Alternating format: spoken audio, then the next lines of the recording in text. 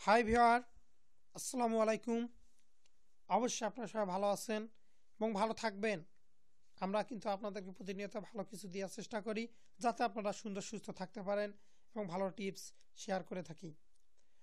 তো আজ বেশি কথা বলবো না, চলুন শুরু করি আজকের বিষয়। এবং তার আগে একটি কথা বলবো যে অবশ্যই আপনারা যারা নতুন আছেন আমাদের চ্যানেলে সাবস্ক্রাইব করে রাখবেন, যাতে আপনারা আমাদের ভিডিওগুলো আপনার প্রথম পেজে পাইতে পারেন এবং সুন্দর সুস্থ থাকতে পারেন। আমাদের ভিডিওগুলো অবশ্যই ফুল দেখবেন এবং যদি আপনার কোনো প্রশ্ন থেকে থাকে তাহলে অবশ্যই আমাদেরকে প্রশ্ন করবেন। এবং আমাদের প্রশ্ন করার নিয়ম হচ্ছে, আমাদের চ্যানেলের ডিসক্রিপশন বক্সে গিয়ে দেখবেন আমাদের ফেসবুক পেজের লিঙ্ক আছে, সেখান থেকে সরাসরি মেসেজ করুন এবং সেই মেসেজের উত্তর আমরা অবশ্যই ভিডিও আকারে দেওয়ার চেষ্টা করব। ধন্যবাদ সবাই। তো চলুন শুরু করে আজকের বিষয়। আজকের বিষয় হচ্ছে সাবধান, এই ৮ প্রকার মহিলার সঙ্গে ভুলেও শারীরিক সম্পর্ক লিপ্ত হবেন না, নয়তো আপনার জীবন তো বরবাদেই এবং আপনার যৌনাঙ্গর কি হতে পারে কখনোই আপনি চিন্তা করতে পারবেন না। আপনার কত বড় আপনার জীবনের একটি ক্ষতি হতে পারে। তো চলুন সেটি বিষয়ে আজকে আলোচনা করব, সেটি জেনে নেই।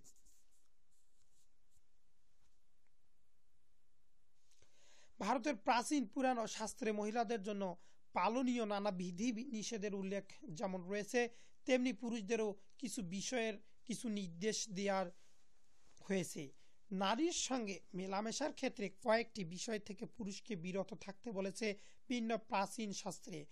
বিশেষ কিছু মহিলার সঙ্গে শারীরিক সম্পর্কে পুরুষের লিপ্ত হওয়ার বিষয়টিকে মহাপাপ বলে মনে করছে শাস্ত্র। এই মহাপাপ যদি করেন কোনো পুরুষ, তাহলে তার পরিণতি হতে পারে ভয়াবহ। এই মহাপাপ থেকে অবশ্যই আমরা দূরে নিজেকে রাখতে চেষ্টা করব। তো শারীরিক ঘনিষ্ঠতার ক্ষেত্রে কোনো ধরনের মহিলাদের এড়িয়ে চলতে বলছে শাস্ত্র। আসুন জেনে নেওয়া যাক। এক, অবিবাহিত মহিলা বলপূর্বক হোক কিংবা সংশ্লিষ্ট নারীর সম্মতি সহকারে কোনো অবিবাহিত মহিলার সঙ্গেই সঙ্গম উচিত নয় বলে মনে করেছে শাস্ত্র। ২, বিধবা কোনো বিধবার সঙ্গে শারীরিক সম্পর্ককে পাপ বলে উল্লেখ করেছে শাস্ত্র। এই ধরনের পাপের পরিণতি হতে পারে ভয়াবহ।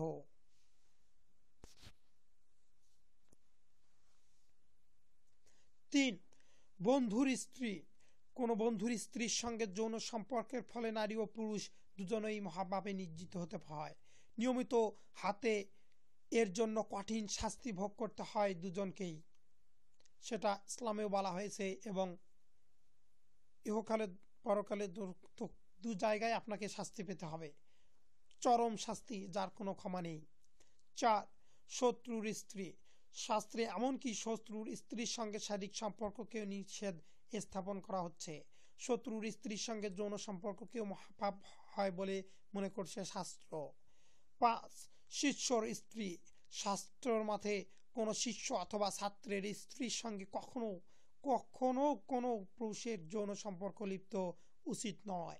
৬, পরিবারের অন্তর্ভুক্ত কোনো নারী সরাসরি রক্তের সম্পর্ক রয়েছে এমন মহিলার সঙ্গে পুরুষের শারীরিক সম্পর্ক করা নিষেধ স্থাপন করেছে প্রাচীন হিন্দু শাস্ত্র এবং ইসলাম ধর্ম।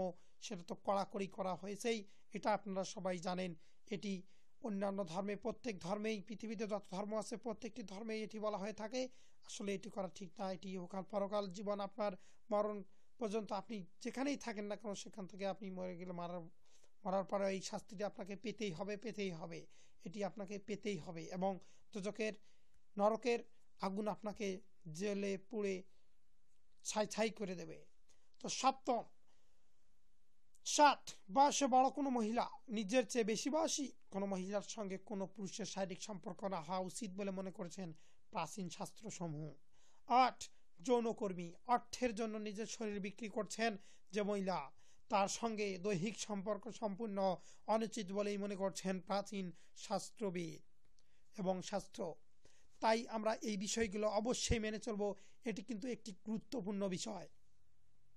এ কারণে গুরুত্বপূর্ণ বিষয় যে পৃথিবীতে যত ধর্মই আছে না কেন, হিন্দু, মুসলিম, খ্রিস্টান, বৌদ্ধ, আপনি যে ধর্মেই বলেন না কেন, প্রত্যেক ধর্মেই এই ৮টি বিষয় কিন্তু নিষেধাজ্ঞা রয়েছে, যাতে আমরা এই বিষয়গুলো একদমই না করি, যাতে এই মহাপাপ আমাদের জীবনকে নিয়ে যেতে পারে ধ্বংসের মুখে এবং আমাদেরকে জীবনকে নিয়ে করতে পারে একটি অসাম্প্রদায়িক জীবন যা আমরা কখনো সুস্থভাবে ফিরে নাও পেতে পারি। হতে পারে নানা ধরনের রোগ এবং দুনিয়াতে নানা ধরনের কঠিন শাস্তি, পরকালে তো আছেই, মৃত্যুর পর তো আছেই। তো এই কথা চিন্তা ভাবনা করে অবশ্যই আমরা সঠিক পথে থাকার চেষ্টা করব, সৎ পথে চলতে থাকার চেষ্টা করব এবং এই ধরনের কাজ থেকে বিরত থাকার চেষ্টা করব, নিজেকে রাখার চেষ্টা করব। এটি বলে আমরা আমাদের ভিডিও আজকে এখান থেকে শেষ করছি। আপনারা শপথ গ্রহণ করুন যে এই ধরনের কাজ করবেন না এবং যারা নতুন আছেন তারা অবশ্যই আমাদের চ্যানেলটিতে সাবস্ক্রাইব করবেন। যদি আপনি একটু পরিমাণ হলেও জ্ঞান পেয়ে থাকেন তাহলে অবশ্যই এই ভিডিওগুলো অন্যদের সাথে শেয়ার করবেন, যাতে অন্যরাও একটু হলেও জ্ঞান আহরণ করতে পারে এবং আমাদের চ্যানেলটিকে সামনের দিকে এগিয়ে নিয়ে যাওয়ার জন্য অবশ্যই আপনারা হেল্প করবেন আমাদেরকে এবং আমাদের শিক্ষণীয় বিষয়গুলো অবশ্যই সবার সাথে শেয়ার করবেন। ধন্যবাদ। সবাই সুস্থ থাকবেন, সুন্দর থাকবেন। আপনারা সুন্দর সুস্থ থাকলেই আমরা ভালো। প্রতিনিয়ত এই কথাটি বলে থাকি।